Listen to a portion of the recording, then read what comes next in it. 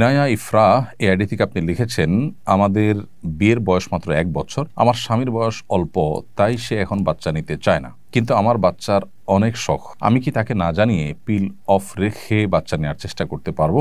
বোন ইনায়া ইফরা, আপনার প্রশ্নের উত্তর হলো, আপনার স্বামী তিনি আপনাকে সন্তান গ্রহণ থেকে কোনো যৌক্তিক কারণ ছাড়া নিবৃত্ত রাখতে পারেন না।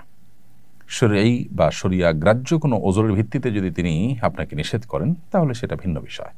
এর বাইরে তিনি এখন ভয় পাচ্ছেন, অথবা সন্তান কি খাবে সেই চিন্তা করছেন, অথবা মানুষ কি বলবে সেসব ভাবছেন, এসব কারণে তিনি আপনাকে যদি সন্তান নিতে নিষেধ করেন, তাহলে সেটা তার জন্য অন্যায় কাজ। ঠিক একইভাবে কোনো নারী যদি তার স্বামীকে সন্তান নিতে না দেন, বাধা দেন, তাহলে সেটা তার পক্ষ থেকে অন্যায় কাজ। মূলত আল্লাহ রাব্বুল আলামিন বৈবাহিক এই সম্পর্ক স্থাপন করবার নির্দেশ করেছেন মানব ধারা পৃথিবীতে যেন টিকে থাকে সেজন্য। নবী সাল্লাল্লাহু আলাইহি ওয়াসাল্লাম চান তার উম্মার সদস্য সংখ্যা বাড়ুক, এজন্য তিনি বিভিন্ন হাদিসে আমাদেরকে উৎসাহ দিয়েছেন যেন এমন পরিবারের মেয়েদেরকে বিয়ে করা হয় যে পরিবারের মেয়েদের মধ্যে সন্তান জন্মদানের প্রবণতা এটা বেশি। তো সেই জন্য সন্তান জন্ম দেওয়া এটা স্বামী স্ত্রী উভয়ের অধিকার, কমন অধিকার, এবং এই অধিকার থেকে স্বামী তার স্ত্রীকে বা স্ত্রী তার স্বামীকে কেউ কাউকে বঞ্চিত রাখতে পারেন না। সেই জায়গা থেকে আপনি যদি পিল অফ রেখে বাচ্চা নেন, তো সেটা আপনার জন্য জায়েজ আছে। এবং এই কাজটা যদি আপনি এরকম নিজে চুপে চাপে না করে তার সাথে আলোচনা করে তাকে বুঝিয়ে কাউন্সিলিং করিয়ে করতে পারেন, সেটা সবচেয়ে উত্তম। এর জন্য প্রয়োজনে কোনো দক্ষ আলেমের কাছে আপনি তাকে নিয়ে যেতে পারেন, কোনো মুফতি বা কোনো স্কলার কাছে আপনি তাকে নিয়ে কাউন্সিলিং করাতে পারেন। আল্লাহর ভয় তার ভিতরে যেন জাগ্রত হয়, সেই জন্য তাকে আপনি বোঝাতে পারেন, তার জন্য দোয়া করতে পারেন, নাসিহা করতে পারেন। ভালোবাসা, স্বামী স্ত্রী সুলভ যে ভালোবাসার আবদার আছে, সেই জায়গা থেকে তার কাছ থেকে আদায় করে নিতে পারেন, সেটা সবচেয়ে উত্তম।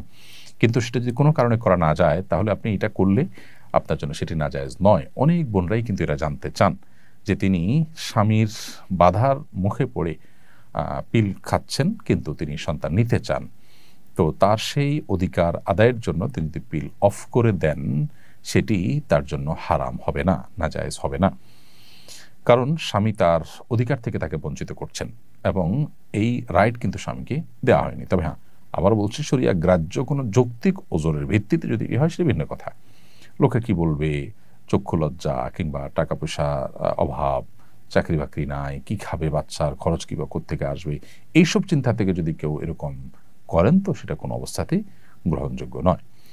এ বিষয়ে ফতোয়ার বিশ্ববিখ্যাত ওয়েবসাইট ইসলাম কিউ এ, এটাতে শেখ মোহাম্মদ সালেহ আল মুনাজ্জিদ হাফিজাহুল্লাহর তত্ত্বাবধানে পরিচালিত ওয়েবসাইটে এই ফতোয়া স্পষ্টভাবে উল্লেখ আছে, এবং সেখানেও উলামা ইকরাম মুফতিগণ এই মত ব্যক্ত করেছেন যে স্বামী কিংবা স্ত্রী কোনো একজন যদি অপরজনকে সন্তান গ্রহণের অধিকার থেকে বঞ্চিত করেন, তাহলে সেক্ষেত্রে তিনি তার সঙ্গীর অনুমতি ছাড়াও সন্তান গ্রহণ করবার ইখতিয়ার তার রয়েছে, শরিয়ার তাকে সে অধিকার দিয়েছে।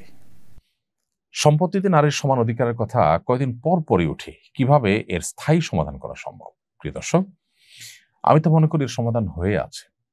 যারা কয়দিন পর পরই এ কথা তোলে, তাদের ন্যূনতম যদি লাজ লজ্জা থাকতো, তাহলে তারা এটা তুলতো না। কারণ এটাকে দেশের মানুষ প্রত্যাখ্যান করেছে বহু আগে। মনিউদ্দিন ফখরুদ্দিন আমলে, বিগত সরকারের আমলে বিভিন্ন সময় এটার জন্য চেষ্টা করা হয়েছে, কিন্তু এদেশের মানুষ সেটাকে রুখে দিয়েছে, প্রত্যাখ্যান করেছে। একটা দেশ যদি জনগণের আশা এবং আকাঙ্ক্ষার প্রতিফলন হয় সে দেশের আইনে, সে দেশের সংবিধানে, সে দেশের সবকিছুতে, তাহলে সেটাই যদি হয় তথাকথিত গণতন্ত্র, তাহলে তার দাবি আলোকেই তো এখানে বলা যায় যে নারীকে সম্পদে, বাবার সম্পদে ছেলের সমান ভাগ দিতে কোরআন বলে না। কারণ খরচের দায়ভার নারীর উপরে নেই, টোটাল খরচের দায়ভার ছেলের উপরে। বিধায় মেয়েকে এখানে যে অর্ধেক দিতে বলা হয়, সেটাই তার জন্য আসলে অনেক, কারণ খরচের বেলায় সে শূন্য। তো যারা এখানে সমান সমান দেওয়ার কথা বলেন, এবং তারা মনে করেন যে নারীকে বোধহয় সমান সমান দিলে তিনি স্বাবলম্বী হবেন, পুরুষের টর্চারের থেকে তিনি রক্ষা পাবেন। অনেক পুরুষ খারাপ, তারা সামান্য একটু ভরণ পোষণ দিয়ে স্ত্রীর উপরে জুলুম করে, সেটা আর সইতে হবে না যদি বাবার সম্পদে ডাবল সম্পদ পান। প্রশ্ন হলো যে বাবার সম্পদে এক আনা পাচ্ছেন, সেখানে দুই আনা পালে, ডাবল পাইলে আর এই জুলুম তার হবে না, তিনি সুখের সংসার করতে পারবেন, এই গ্যারান্টি আপনাকে কে দিয়েছে? আমরা তো দেখি যে সমস্ত মেয়েরা সচ্ছল, যে সমস্ত মেয়েরা নিজেরা উপার্জন করছেন, চাকরি বাকরি করছেন, তাদের দাম্পত্য জীবনে অশান্তি আরো বেশি। তারা তো বরং পারিবারিক জীবনে সুখ শান্তিতে কম আছে। প্রত্যেকটা জরিপ এবং প্রত্যেকটা সার্ভে এই তথ্যই দিচ্ছে আমাদেরকে।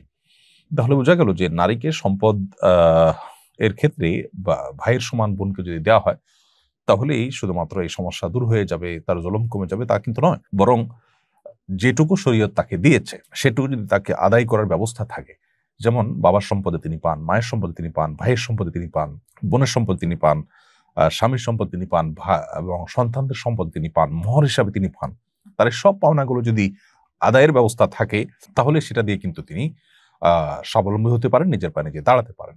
নারীকে সম অধিকার দেওয়ার কথা বলে মূলত সমাজকে পরিবারের যে বন্ধন আছে, আমাদের পারিবারিক যে সুখ আছে, এটা দূর করার অপপ্রয়াস চালাচ্ছে এক শ্রেণী মানুষ। কারণ তখন পশ্চিমাদের মতো পরিবার ব্যবস্থাপনা থাকবে না, এবং এর কুফল আমাদেরকে ভোগ করতে হবে। আল্লাহ তাআলা আমাদেরকে বোঝার তৌফিক দান করুন। রোজিনা আক্তার, আপনি লিখেছেন, আমার বিয়ে হয়েছে 9 বছর আগে পারিবারিকভাবে, কিন্তু আমাদের কাবিন হয়েছে মুখে মুখে, কাগজ কলমে নয়। এতে কোনো সমস্যা হবে কিনা? শরীয়তের এই দৃষ্টিকোণ থেকে তো কোনো অসুবিধা নেই।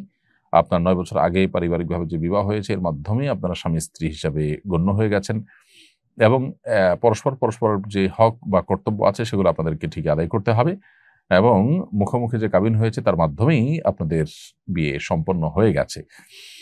এখন নতুন করে আপনাদের আর শরীর দৃষ্টিকোণে কিছু করতে হবে না। তবে আপনার কাবিননামা যদি পূরণ করা না হয়, লিখিত যদি না হয়, তাহলে সেক্ষেত্রে প্রচলিত আইনের লঙ্ঘন হওয়ার কারণে আপনি বিপাকে পড়তে পারেন, সেটা ভিন্ন বিষয়। জান্নাত চৌধুরী আইডি থেকে আপনি লিখেছেন, চাচা শ্বশুরের সঙ্গে কি পর্দা করা যাবে? উত্তর হলো, পর্দা করা যাবে নয়, বরং পর্দা করতে হবে। চাচা শ্বশুরের সাথে পর্দা করতে হবে, চাচা শ্বশুরের সাথে আপনি দেখা দিতে পারেন না। একজন নারী হিসাবে আপনার স্বামীর চাচা, তিনি আপনার গায়ের মাহরাম, যার কারণে তার সাথে আপনি পর্দা মেনটেন করে চলতে হবে। নোমান ইবনে সাবের আপনি আইডি থেকে লিখেছেন, আমার বোন সিজারের সময় ডাক্তারের ভুলের কারণে মারা যায়, সে কি শহীদি মর্যাদা পাবে? ডাক্তারের ভুলের কারণে যদি মারা যায় এবং চিকিৎসা করতে গিয়ে মারা যায়, শাহাদাতের মর্যাদা তাকে দিতেও পারেন। সাধারণত পেটের পীড়া কেউ মারা গেলে, আকস্মিক দুর্ঘটনা মারা গেলে তাকে শহীদের মর্যাদা দেওয়ার কথা হাদিসে বলা হয়েছে। তো এভাবে ডাক্তারের ভুলের কারণে মারা গেলে বা ট্রিটমেন্ট করতে গিয়ে মারা গেলে তাকে শাহাদাতের মর্যাদার কথা সরাসরি বলা না হলেও, অন্যান্য যে 5টি শ্রেণীর মানুষকে যারা এরকম আকস্মিক বিপদের মধ্যে পড়ে যারা মৃত্যুর মুখে পতিত হয়েছেন, তাদেরকে শাহাদাতের মর্যাদা দেওয়ার কথা যে বলা হয়েছে, তার উপর ভিত্তি করে এখানেও শাহাদাতের মর্যাদা তিনি পেতে পারেন, সেই ধারণা আমরা করতেই পারি। এনটি উদ্দিন লিখেছেন, আমার পিতা জীবিত অবস্থায় আমার মায়ের নামে জমি কিনে বাড়ি করে দিয়েছেন। বর্তমানে মাতা উক্ত সম্পদটি সন্তানদের মাঝে বন্টন করে দিতে চান। শরীয়ত আল্লাহকে কিভাবে বন্টন করতে হবে? যদি সন্তানদের মুখে জীবদ্দশা দিতে চান, সেটা উপহার হিসাবে বিবেচিত হবে, উপহার হলে সমান হারে দিয়ে দিবেন। আর ওয়ারিস হিসাবে তারা প্রত্যেকটা সম্পদের ভাগিদার হিসাবে যদি তাদেরকে দিতে চান, তাহলে সেটা মৃত্যুর পরেই বন্টন হবে। জীবদ্দশায় তিনি শুধুমাত্র কোরআনের বর্ণনার আলোকে হারটা ঠিক করে ওসিয়ত করে দিয়ে যেতে পারেন, যেন এটা সঠিকভাবে বন্টন হয়। জীবদ্দশাতে বন্টন করা, পরিত্যক্ত সম্পদের বন্টন করা শরিয়াতে বিধিবদ্ধ নয়। তবে হ্যাঁ, উপহার রোপণ হিসাবে দিলে সেটা ভিন্ন বিষয়। মোহাইমিনুল আপনি এআইডি থেকে লিখেছেন, একসময় হিন্দু মেয়ের সাথে অবৈধ সম্পর্কে ছিলাম, তারপর বুঝতে পেরেছি আমি গুনাহের মধ্যে আছি, তাই মেয়েটির সাথে আর যোগাযোগ রাখিনি। হয়তো সে কষ্ট পেয়েছে, এখন কি আমাকে সে মেয়ের কাছে ক্ষমা চেয়ে নিতে হবে? আল্লাহ তাআলার কাছে তওবা করবেন, এবং সম্ভব হলে আপনি যে আসলে শরঈ কারণে ফিরে এসেছেন এবং নিজের ভুল বুঝতে পেরেছেন, তাকে সে মেসেজ বার্তা দিবেন। তার কোনো হক নষ্ট করে থাকলে তার সাথে প্রতিশ্রুতি দিয়েছেন, অথবা তার সাথে তাকে আপনি তার কোনো অধিকার নষ্ট করেছেন কোনোভাবে, আমি জানি না। সেরকম যদি হয়, তাহলে সেক্ষেত্রে আপনি অবশ্যই তার কাছ থেকে মাপ চাইবেন, কিন্তু সে সাথে মূল মাপটা আল্লাহর কাছে এখানে চাইতে হবে আপনাকে। আমি নিজের জীবনের কোনো লক্ষ্য ঠিক করতে পারছি না, কোনো কিছুতে ফোকাসড থাকতে পারছি না, সবসময় ডিস্ট্র্যাক্ট হয়ে থাকি, আমার জীবনের উদ্দেশ্য খুঁজে পাই না, করণীয় কি? দেখুন, এই যে অস্থিরতা, এই যে ব্যাকুলতা, এটা মূলত আল্লাহর স্মরণ না থাকার কারণে। আপনি 5 ওয়াক্ত নামাজ, নিয়মিত কোরআন কারীমের তিলাওয়াত, সকাল সন্ধ্যার দোয়া জিকির এবং অন্যান্য সমস্ত আমলগুলোকে কায়ে মনোবাক্যে আপনি করতে থাকুন, পরিপূর্ণ মনোযোগের সাথে করতে থাকুন, মহব্বতের সাথে করতে থাকুন, নেককারদের সান্নিধ্য পরিবেশের মধ্যে আপনি নিজেকে রাখুন, ইনশাআল্লাহ আপনার অবস্থার মধ্যে পরিবর্তন হবে। সেই সাথে আল্লাহ সুবহানাহু ওয়া তাআলার কাছে আপনি বিশেষ কিছু দোয়া নিবেদন করতে পারেন। হিসনুল মুসলিম, রাহে বেলায়েত, আরও দোয়ার যে বইগুলো আছে সেগুলোতে আপনি আপনার এ জাতীয় পরিস্থিতির জন্য মানসিক প্রশান্তি, স্থিরতা, এগুলোর জন্য আপনি অনেক দোয়া পাবেন। সেই দোয়াগুলো আপনি নিয়মিত পড়তে পারেন আল্লাহর কাছে, সেগুলো নিবেদন করতে পারেন অর্থ বুঝে।